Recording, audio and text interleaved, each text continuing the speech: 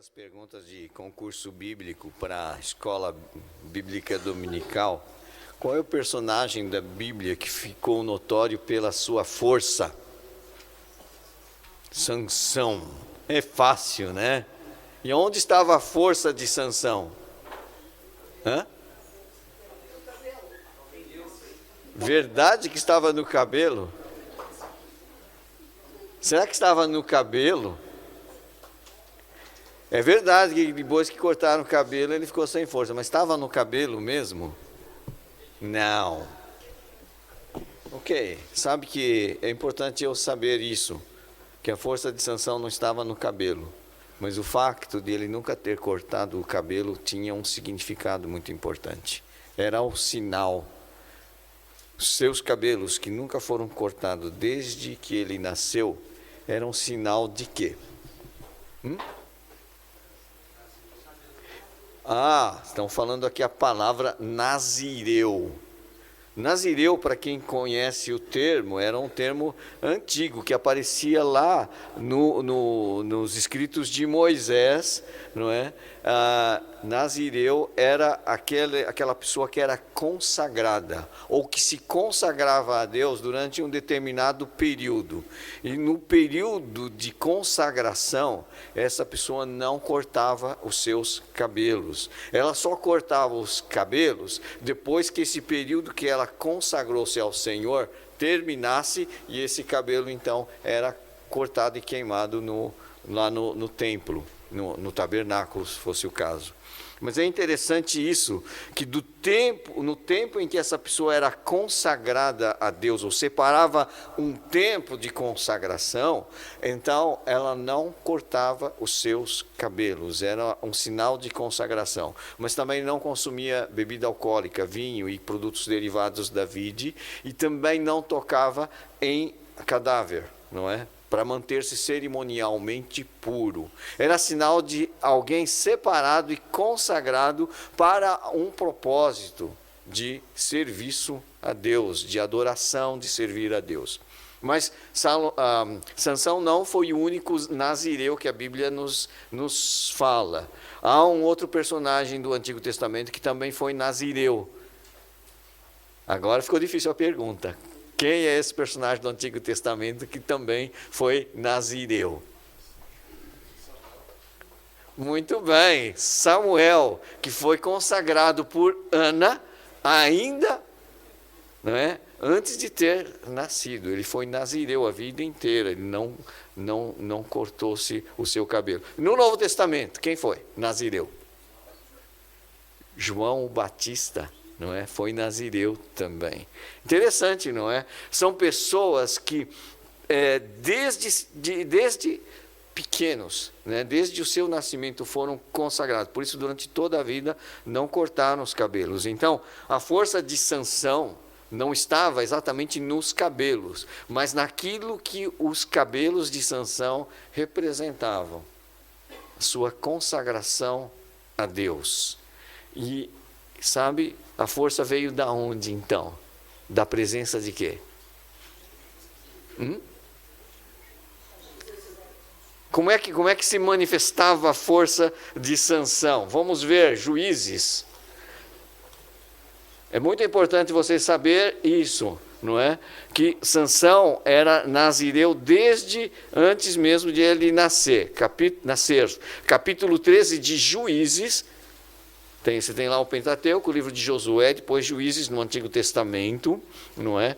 Quando Sansão estava para nascer, a sua mãe até então era estéril, e ela recebeu a visita de um mensageiro de Deus que disse assim, apareceu 13:3 de Juízes, apareceu o anjo do Senhor a esta mulher e lhe disse, eis que és estéril e nunca tiveste filho, porém conceberás e darás à luz um filho. Agora, pois, guarda-te, não bebas vinho ou bebida forte, nem comas coisa imunda, porque eis que tu conceberás e darás à luz um filho, sobre cuja cabeça não passará navalha, porquanto o menino será nazireu, consagrado a Deus desde o ventre de sua mãe, e ele começará a livrar a Israel do poder dos filisteus.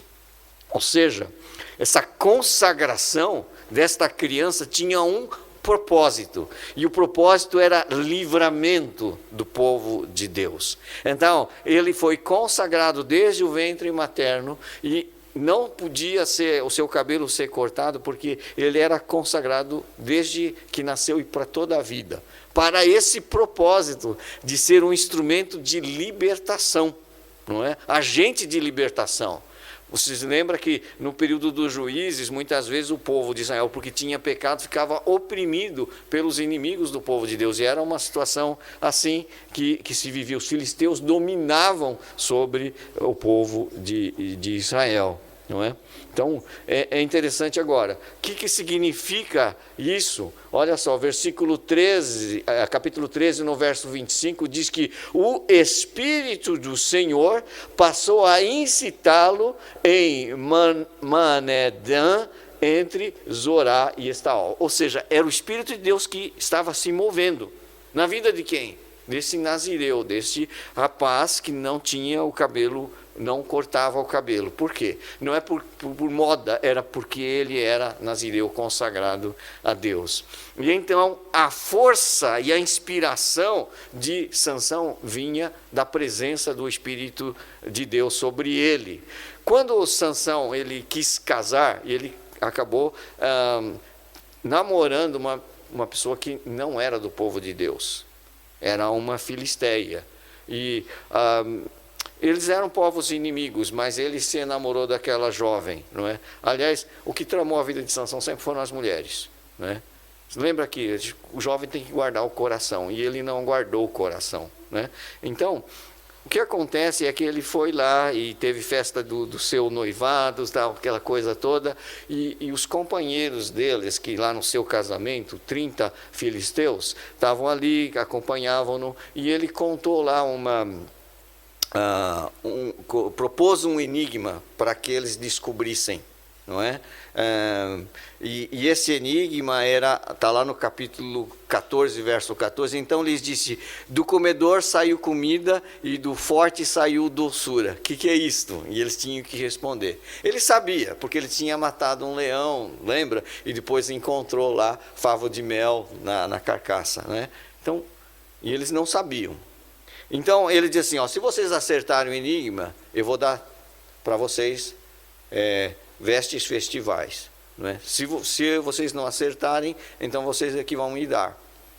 E aí o que aconteceu é que durante a festa, que durou uma semana, eles pressionaram a futura esposa, a esposa do Sansão, a menina, e eles ameaçaram, queriam matá-la se ela não descobrisse o enigma.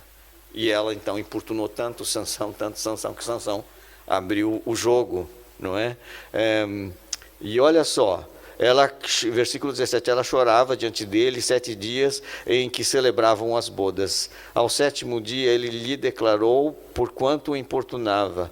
Então ela declarou o inimigo aos seus patrícios. Eles, né, contaram tudo. E é claro que eles adivinharam. Muito bem. O Sansão então ficou indignadíssimo, porque ele sabia o estratagema deles. E sabe o que aconteceu? Olha só o versículo 19. Então o Espírito do Senhor, 14, 19, de tal maneira se apossou dele, de Sansão, que desceu aos asquelonitas, matou deles 30 homens, despojou-os de suas vestes festivais e deu aos que declararam o enigma, porém acendeu-se a sua ira e ele subiu à casa de seu pai. Quer dizer, ele tinha uma força descomunal. Por quê? Porque o Espírito do Senhor veio sobre ele. Então, a força não estava no cabelo, tá? Não estava no cabelo, mas estava no Espírito do Senhor que vinha sobre ele e o dotava dessa capacidade sobre-humana.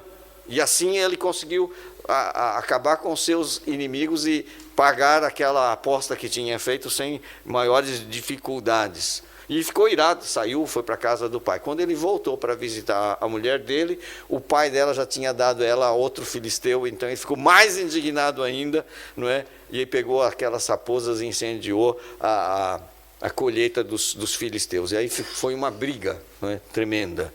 E é claro que depois ele teve que se esconder, porque criou quase uma guerra ali, não é?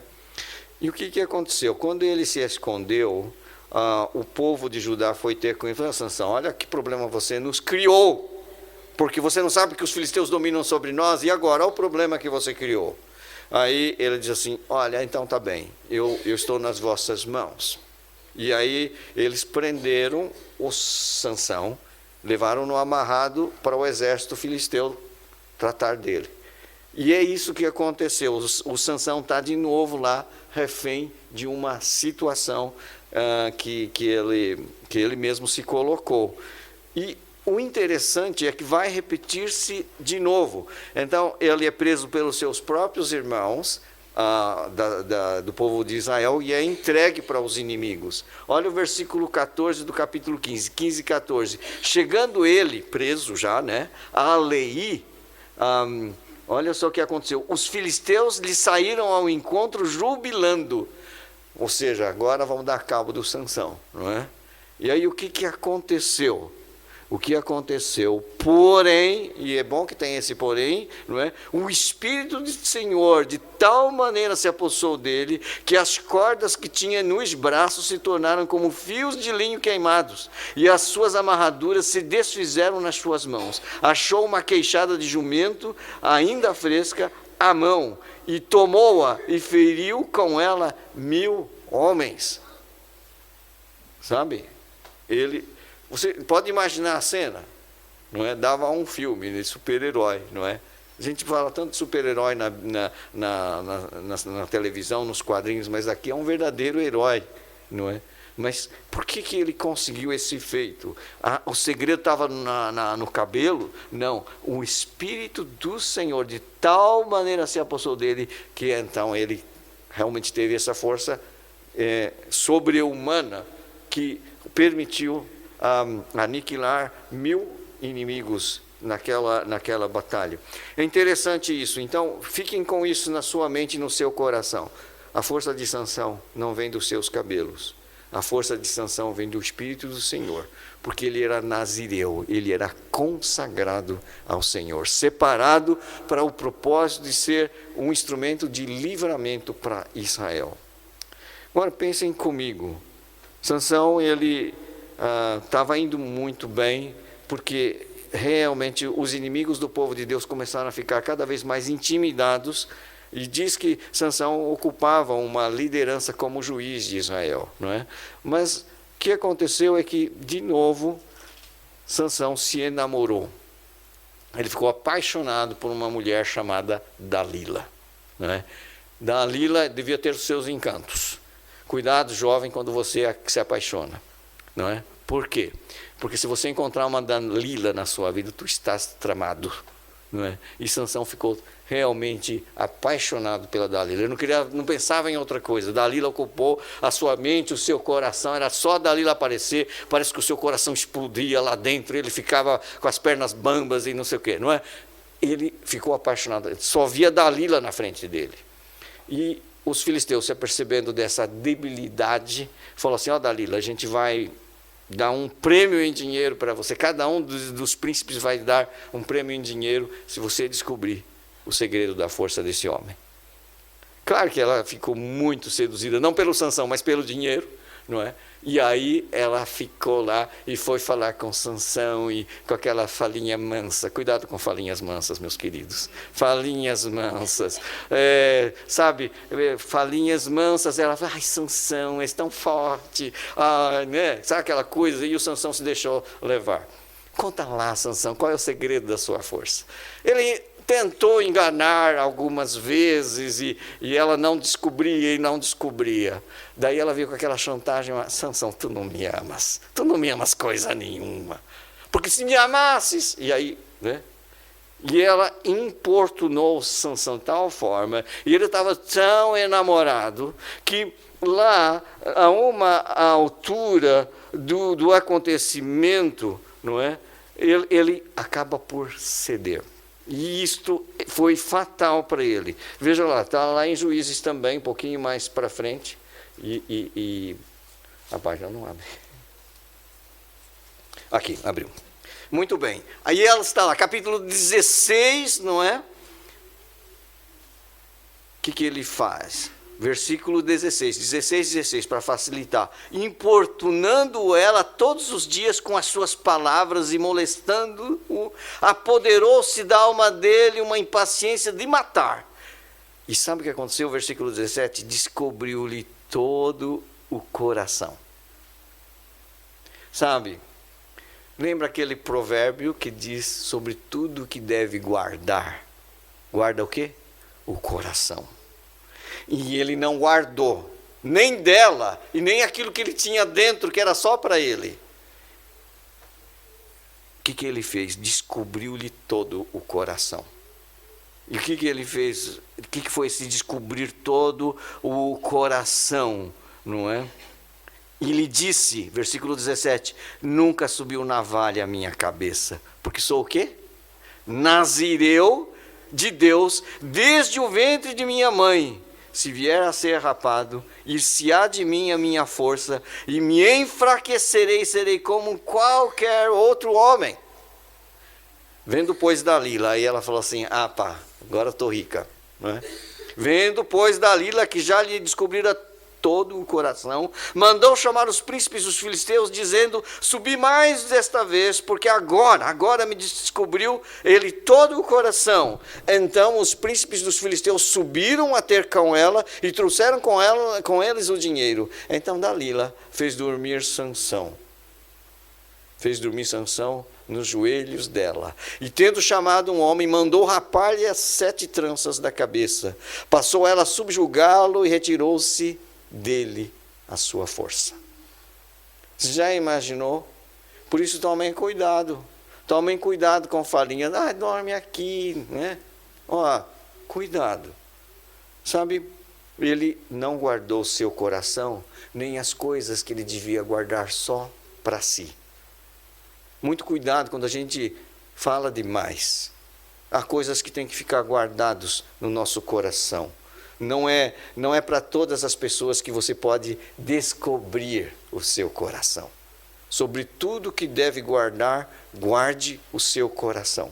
Guarde o seu coração de nutrir sentimentos equivocados por pessoas erradas. Guarde o seu coração de abrir-se com pessoas erradas e que não são dignas de confiança. Guarde o seu coração. E sabe, porque ele não guardou o seu coração, ele descobriu e ficou vulnerável àquela situação. E ela disse lá no versículo 20, os filisteus vêm sobre ti, Sansão. E olha que triste o fim da história dessa parte, não é? Os filisteus vêm sobre ti, Sansão, tendo ele despertado o seu sono, disse consigo mesmo, sairei ainda desta vez como dantes, e me livrarei. Porque ele não sabia ainda que o Senhor já se tinha retirado dele.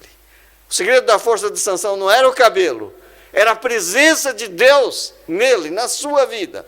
O Senhor se retirou dele. Já o Espírito do Senhor não veio naquele momento, falou assim, agora o Espírito desceu com o poder e ele derrotou. Não, o Espírito do Senhor se tinha retirado dele.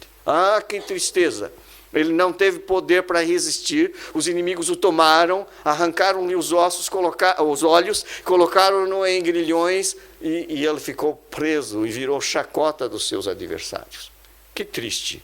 Sabe, quando nós não guardamos o nosso coração, é isso que o diabo faz na nossa vida. Ele vem, ele nos humilha, ele realmente sabe que o Espírito de Deus já não está atuando na nossa mente e no nosso coração, porque nós estamos sugestionados e controlados por uma outra força, de pessoas que nos induziram a erro, porque nos seduziram, porque nos cegaram a mente e o coração, o discernimento da vontade de Deus. Então, meus queridos, é muito triste o que aconteceu com Sansão, porque ele que era nazireu, ele que era separado por um propósito de libertação, agora está subjugado pelos seus inimigos. E há muitas pessoas, porque não guardaram o coração, acabaram subjugados e não são mais instrumentos de livramento.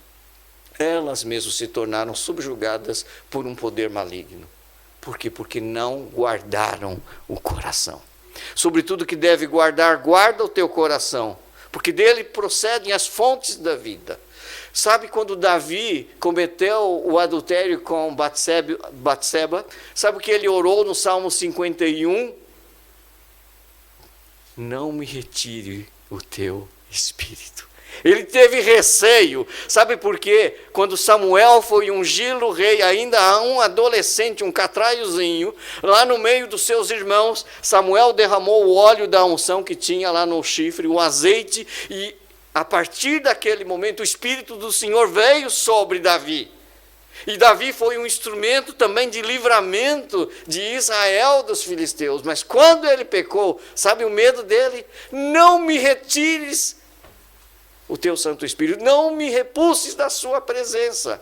Porque ele sabia que o poder de Deus estava no Espírito Santo. Que ele foi ungido, o óleo era apenas um símbolo da presença do Espírito Santo na sua vida. Sabe? Graças a Deus que nele operou-se o arrependimento, para que ele não perdesse a alegria da salvação e a presença do Espírito Santo na vida dele. Agora, eu pergunto, e de novo, um homem que foi seduzido pela sua própria cobiça. Lembre-se? Então, lembre-se que realmente o Espírito Santo, ele veio sobre a igreja no Pentecoste. No Antigo Testamento, você tinha episódios em que o Espírito Santo manifestava o seu poder e ungia pessoas. No Novo Testamento, a partir de Atos dos Apóstolos, o Espírito Santo foi derramado abundantemente sobre o povo de Deus. E nós que estudamos Efésios 1, 13 e 14, quando Paulo diz, tendo nele, em Cristo, no Evangelho, em Cristo também crido, fostes o quê? Selados com o Espírito Santo da promessa até o resgate da sua propriedade, que é a garantia da nossa herança até o resgate da sua propriedade. Nós fomos selados com o Espírito Santo. Mas sabe que nós estudamos hoje que há uma orientação do apóstolo Paulo que diz, não entristeçais o Espírito. Sabe? Não entristeçais o Espírito. E depois em Tessalonicenses vai dizer, não apagueis o Espírito. Há crentes que o Espírito Santo selou, mas eles entristecem o Espírito Santo, eles apagam a ação do Espírito Santo na sua vida. E é por isso que eles deixaram de ser um instrumento de livramento para as pessoas que precisam de libertação, porque ele mesmo está subjugado pela sua cobiça, pelo seu pecado. E quantas vezes eu e tu não temos mais aquele poder e aquela vitória espiritual? Por quê?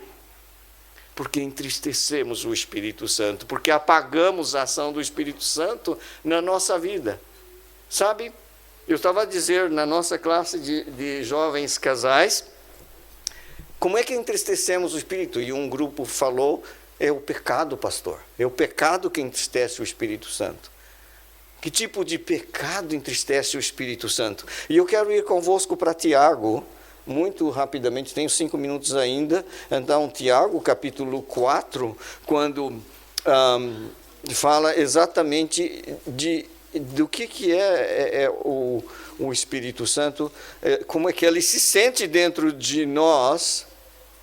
Capítulo 4 de Tiago, verso 5, diz, ou supondes que em vão vos afirma a Escritura, é com ciúme que por nós anseia o Espírito que ele fez habitar em nós. Nós somos dele, mas sabe quando a nossa mente, o nosso coração não lhe é leal? Quando nós cometemos aquilo que o próprio Tiago chama de adultério espiritual, de infidelidade no nosso coração, de nós cobiçarmos coisas que não são para nós, de nós nos tornarmos materialistas, hedonistas e cultuarmos mais os nossos próprios deleites do que dar glória a Deus. Sabe o que acontece? O Espírito Santo fica triste. E é com ciúme que anela. Por quê? Nós fomos comprados pelo sangue de Cristo. Nós fomos selados com o Espírito Santo. Mas nós o estamos a entristecê-lo. Nós estamos a apagar a ação dele na nossa vida. É por isso que não há mais poder. É por isso que quando oramos parece que não passa do teto. Não é que não passa do teto, não passa do meu pecado. E é por isso que nós perdemos a alegria da salvação. Ou isso ficou distante no nosso coração. É por isso que esfriamos na nossa fé. É por isso que já não temos aquele desejo de comunhão, adoração, ali nutrirmos da palavra e coisas assim. É por isso que somos Por outras palavras, derrotados na nossa espiritualidade. É por isso que deixamos de ser agentes de livramento, cumprindo o propósito de Deus, de sermos agentes de libertação para quem ainda não conhece o Evangelho. E muitas vezes o que acontece é que nós nos esquecemos que nós somos santuário do Espírito Santo que habita em nós. E sabe, mesmo que ele habite em nós, parece que a gente o relegou na nossa habitação, aquele cômodo escuro que ninguém vai e que ele fica encurralado no canto, e nós é que fazemos a festa, mas baseada nas nossas inclinações e apetites carnais, hedonistas e materialistas. Isso entristece o Espírito Santo, isso apaga a ação dele na nossa vida. E aí, meus irmãos, como é que nós vamos ter vitória pessoal, vitória como igreja? Sabe o que precisamos?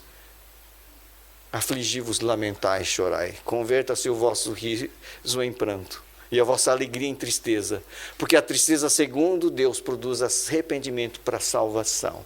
Nós precisamos realmente de cair em nós e dizer assim: onde é que eu fui parar? Porque Sansão, quando foi levado para o templo de Dagon, para que Dagon fosse louvado, porque os filisteus tinham conseguido derrotar o juiz de Israel, virou chacota nacional. E se fosse nos dias de hoje, estava a TVI, a SIC, a RTP ali, filmando o Sansão, enfraquecidos diante dos seus inimigos, e eles provavelmente blasfemando o Deus de Israel. Que vergonha! E Sansão ali, perto dos pilares daquele templo de Dagon, ele ora uma vez mais: Senhor, devolve a minha força uma vez mais. Ou seja, enche-me de novo, Senhor, do teu poder. Uma vez mais, eu fiz asneira, eu pequei, eu deixei me levar por aquela sedutora da Dalila, eu me deixei levar por mim mesmo. Agora, Senhor, me perdoa. Não está escrito lá, mas provavelmente foi isso que ele fez no seu coração. Dá-me uma vez mais o poder que eu perdi, porque não guardei o meu coração. Dá-me uma vez mais a força espiritual que eu preciso. E Deus ouviu. E ele, com toda a força que Deus dele deu, ele derrubou aquelas colunas que sustentavam o templo, e todos aqueles idólatras sofreram um justo castigo de Deus. E diz o texto que foi mais o que ele matou na sua própria morte do que o que ele matou em toda a sua vida. Deus deu uma grande vitória, porque ele se arrependeu e voltou. Provavelmente, como fez com Davi: restitui-me a alegria da salvação de novo. Sabe, meus irmãos, eu não sei como é que você está a sua vida, se você está escravo e refém de uma situação. Eu não sei se você ainda sente a alegria de ser instrumento de libertação, não sei. Cada um está numa fase da vida. Eu não sei se na sua vida não apareceu Dalilas e outras com falinhas mansas. Não estou só para falar para os rapazes, estou a falar para as raparigas também, que aparecem muitos rapazes, muito galantes, com falinhas mansas. Cuidado, sobre tudo que deve guarda o teu coração. Se tu és cristão, tu foste selado com o Espírito Santo habita em ti como habita em mim. Fomos selados até o resgate da propriedade e a garantia. Contudo, pode ser que eu e tu, por nossa dobrez de ânimo, por sermos pessoas até com dupla personalidade, domingo eu sou um santo, mas na segunda-feira ninguém me aguenta. Não pode ser. Isso é dobrez de ânimo. Hoje eu quero servir ao Senhor, amanhã eu vou me servir a mim mesmo. Não pode ser. E eu digo isso olhando no espelho. Não pode ser. Ou somos só do Senhor, e o Espírito Santo nos preenche. Não vos embriagueis com vinho, no qual há dissolução. O nazireu não tomava vinho. Veja lá, não estou condenando se você toma vinho do Porto, não é isso. Eu estou falando: não vos embriagueis com vinho, no qual há dissolução, mas enchei-vos do Espírito.